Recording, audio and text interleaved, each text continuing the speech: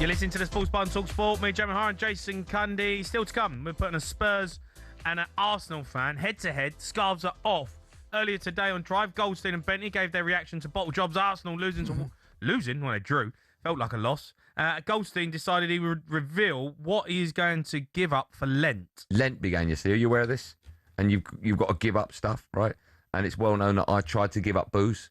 I'm gonna try and give up what I like. I'm gonna try and give up alcohol for Lent. How good is that? You've got no chance. Okay. You say that, but quite a few famous people are doing that. I don't know if you've... Bex, is he? No. Oh. Mikel Arteta apparently has given up winning. So I don't know if you've seen that. So Arteta's given up winning for Lent. Huh? That win, will you get down, for God's... How are you? Oh my goodness. What on earth is going on? I didn't hear Drive today, right? But I can only imagine how unbearable Goldstein would have been. I can only imagine. Bentley would have been dreading this. Yeah. And Goldstein would actually nailed him to the floor. Yeah. I mean, Bentley would probably want to swallow himself up if Arsenal throw this away. Yeah, all the ingredients are there for Arsenal. It's, the cake mixture has been, everything's been there. Got all the eggs, got the flour, got the sugar, got all everything's there. Right? Just make the cake. All you got to do is make the cake. Right. With cream. I don't know. You need a bit of cream in there as well. But you need just make the cake. I've never made a cake in my life. But Arteta's are all the ingredients. I can tell. Yeah, but it's all about timing, isn't it? Get it in the oven at the right time so it rises. I don't know what I'm talking about. You have no idea what you're talking about. A cake doesn't rise. Yeah, I don't. Let's go to John, who's an Arsenal fan. All right, John. John, boy. Hello, boys. Hello, matey. I'm all right, John. I'm all right. Ever made a cake, John? You ever made a cake? No, I want to apologise to O'Hara, not to you. Go on. What do you mean? Oh, have you ever made a cake? We had a nice discussion 2 nights ago. We were talking about soccer. You don't talk about cake. Jamie asked me a question, and because you are so annoying, I just started ranting at you, Cundy. Are you talking about me? Yeah, no, I ranted at you, but I didn't listen to Jamie's question, and we could have had a sensible discussion, but right. Let's try and keep it sensible. Well, have you ever made a cake, John? My wife is world class, but I'm not. Right. World class. I got him. John, is this a good time to play Arsenal? Is this the best time of the season to play you? It was a good time anyway because change of manager and that game. I mean, the leg sapping in that game. You saw the pitch; it sapped the players. So it's a great time. What pitch? But Wolves pitch. It was heavy. What do you mean? Hold on. Are you blaming the pitch now? No, I'm not blaming the pitch. Be sensible. Was it a bit windy? Have you ever played for 90? Well, you used to play on terrible pitches for 90 minutes. Why are you blaming the pitch? I can't believe you're blaming the pitch. I'm not blaming the pitch. Well, I mentioned the pitch. That's exactly what you just done. You just said the pitch was heavy. Never. Energy sapping. It wasn't any. It was a terrible pitch. Okay, what was sapping? Pitch. What was sapping? The sapping was playing in those conditions. It's what 100 conditions? times harder than playing in what? It's snowing. Sorry, what? Sorry, hold on. Last night's conditions. Sleet. It wasn't snowing. It was sleet. Sorry. Yeah, no, fair enough. Tough. Fair. No, do you know what, right, mate? Do you know what? It's a good call. Sleet's hard to play in, mate. You pair of clowns. You've had your fun, right? You asked me a sensible question. I'm going to answer. You gave us a stupid answer. You can't blame the conditions. I never mentioned it in regards to last night. You just said the pitch is energy sapping. Listen, if you let me finish my point that you asked, I'll finish it.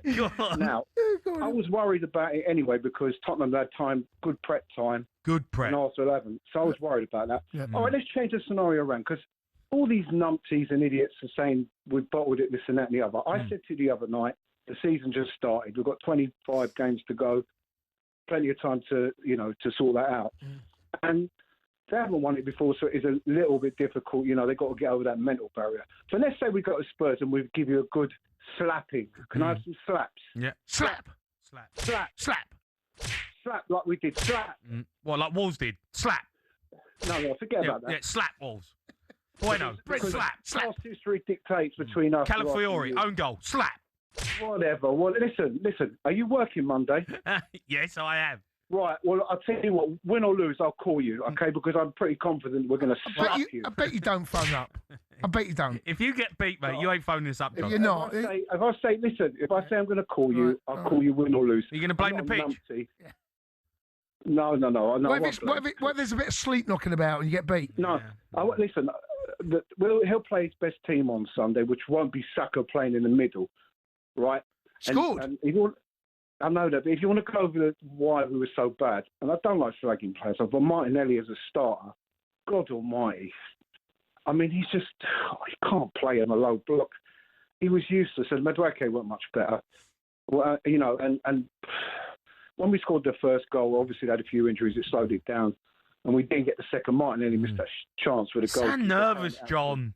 You're making up all sorts of excuses already. No, honestly, you are. He's never been a good footballer when it comes to putting the ball in the net from an easy situation. He can do silly things on the counter, but he can't do it.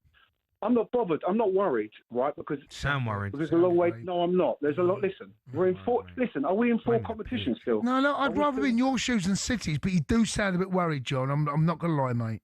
No, I'll tell you why I'm not worried. Because if Arteta doesn't win anything this season, major, then it has to go. All right? No, I disagree with that. No, well, you would, wouldn't you? But we don't sack managers every other week. But you can't sack a manager who gets to the latter stages of every competition. You can't.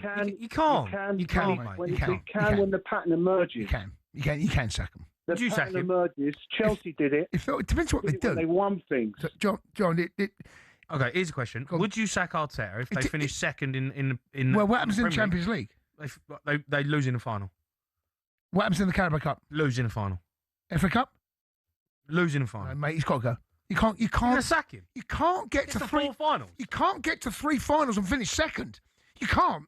That to me tells that is all the evidence. No, you well done. It's a little bit like what Claudio Ranieri done at Chelsea.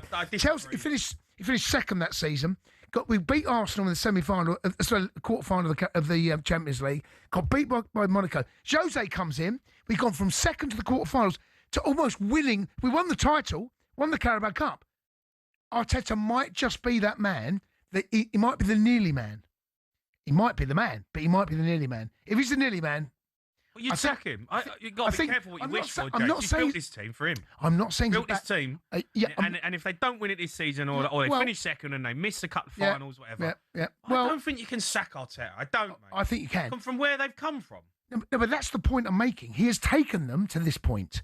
Now, their time is now.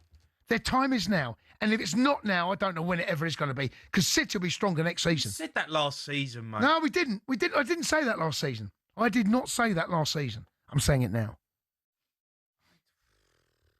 Well, John, would you sack him if you lost three finals and finished second?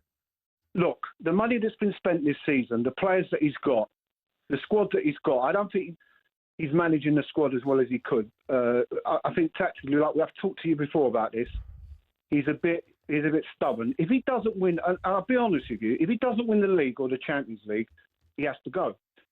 I'm sorry. And also, I always think about points totals.